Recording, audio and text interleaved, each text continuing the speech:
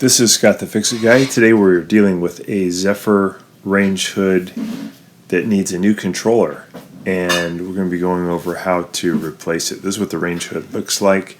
We took out the 3 filters below first, and I unclipped zip ties so that I could take out a modular connection. So here we are, and I've disconnected the modular connector that goes to the controller between the controller and the blower motor. And I've also taken out the modular connector that goes to the LED lights, and I've taken out the little modular piece that goes from the touchpad to the controller. So the next thing I'll do is remove this ground wire, and I'm just use a pair of pliers to loosen it, and I'm taking off the nut to get the ground wire off. Here's the controller, and the next thing I'll need to do is to take off some screws that are holding it on. To do that, I'm using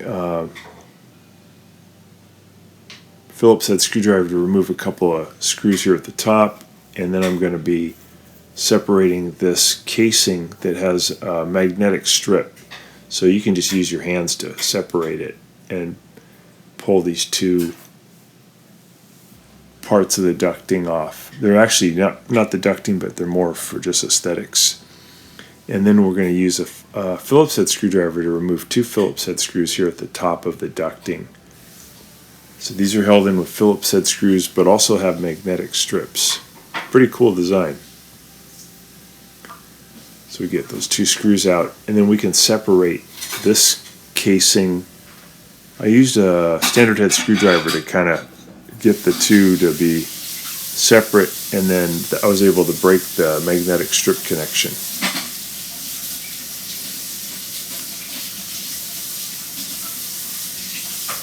And Zephyr was the place we bought the new controller at. Pretty good price, $150 for the new controller.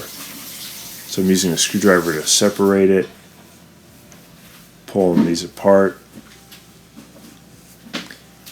And this is going to allow me to get to where the power connection is for the controller, and also the screws that are holding the controller into position.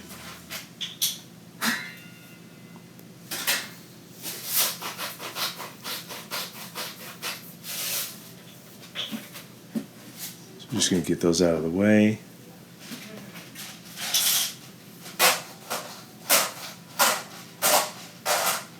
And then here are these little black screws here, Phillips head screws. There's 5 of them that are holding the controller into place. At the very top here, we also see this yellow wire. It's bringing power to the controller, and we have to do the power connection there too to get the controller out.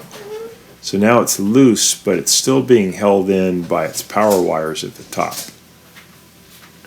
So I'm going to climb up a little bit higher, and I'm going to undo these 2 Phillips head screws so I can pull out the power wire and undo the 3 wire nuts, one for the ground, one for the hot, and one for the neutral.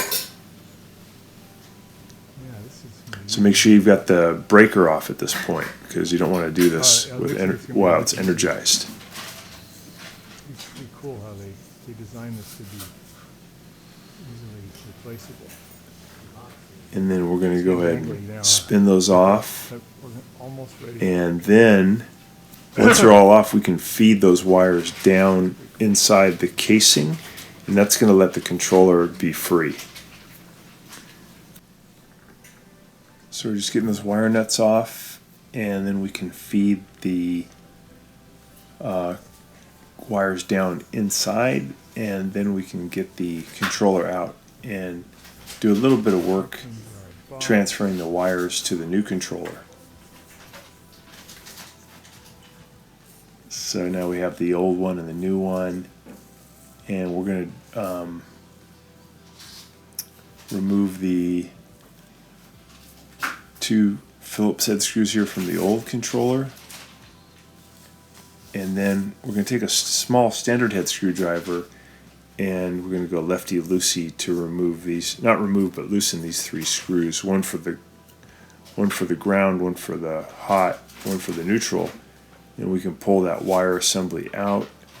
And then I'm going to feed it into the new controller, the same orientation for the 3 wires. You got the green wire, white wire, and the black wire. So I'm going to feed them in the same way. First I'm loosening the 3 jacks that are going to accept the wires. Carefully get these wires in, push them as far in as they're going to go, and then we're going to tighten it up righty-tighty.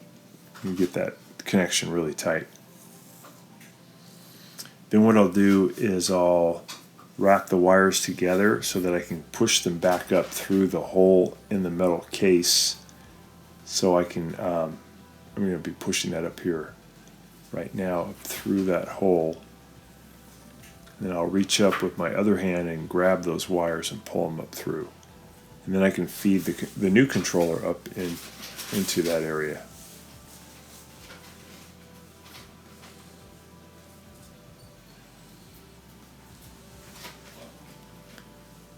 There we go.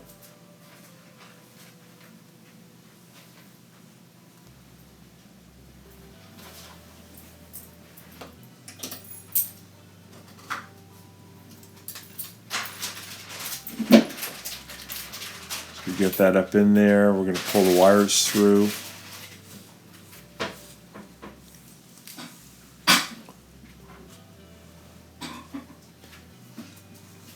Push the controller up in, and then all I need to do is just put it back together by putting those 5 black screws in that hold the controller in position, and then hook up my wire connections again.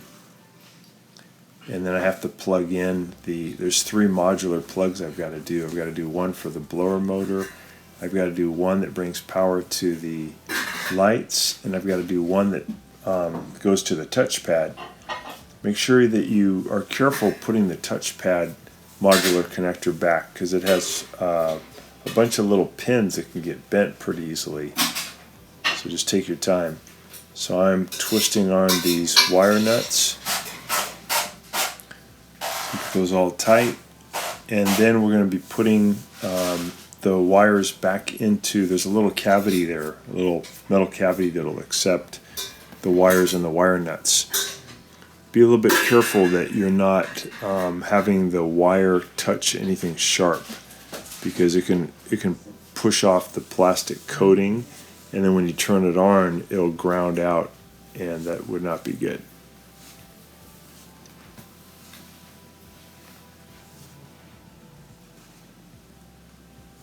So get those nice and tight, then push them back in, and we're going to put the cover back on there too.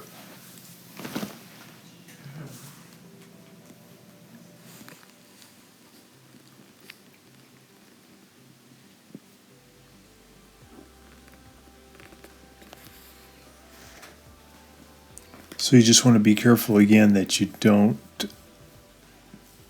have the wire come in contact with any sharp edges, because you don't want to have the plastic insulation removed where it will ground out when you turn the breaker back on. Okay, we get that in. We're going to put the plate back on with the 2 Phillips head screws. We're adding the black Phillips head screws back in that hold the controller in place. They're coming in from the back. And then once that's done, we just have to hook up the modular connections that go back onto the controller, and then put the magnetic cases back into position, and then we put the filters back in, and you're all done. So I hope that's been helpful to you, and you get your controller changed out in your new Zephyr. Thanks so much for watching, and please subscribe.